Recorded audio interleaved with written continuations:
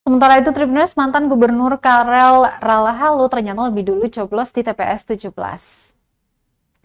Mantan Gubernur Maluku Karel Albert Ralahalu dahulu penjabat Wali Kota Ambon Bodewin Watemena untuk coblos di tempat pemungutan suara atau TPS 17 Halong.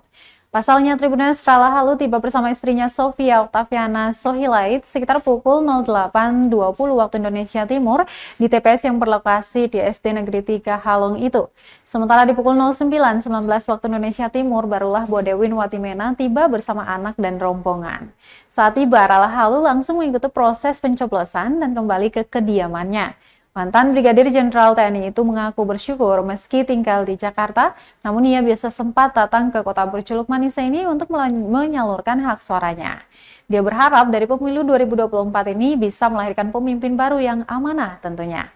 Para wakil rakyat terpilih baik di tingkat DPD Republik Indonesia, DPR RI maupun DPRD Provinsi dan Kabupaten Kota juga diharapkan bisa membawa negara ini menjadi bangsa yang adil, makmur, sejahtera, dan sesuai dengan apa yang dijanjikan.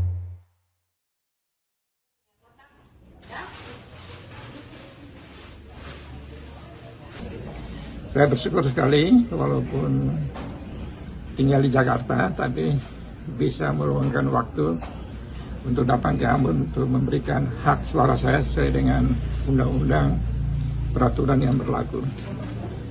Untuk itulah kami berharap dengan pemilihan hari ini, bangsa dan negara kami nanti akan dipimpin oleh para pemimpin yang baru nanti, dan juga anggota-anggota legislatif baik di pusat maupun di daerah akan membawa bangsa dan negara ini menjadi bangsa yang adil, makmur, sejahtera, dan sesuai dengan apa yang dijanjikan oleh calon presiden, wakil presiden yang terpilih nanti. Download Tribun X sekarang, menghadirkan lokal menjadi Indonesia.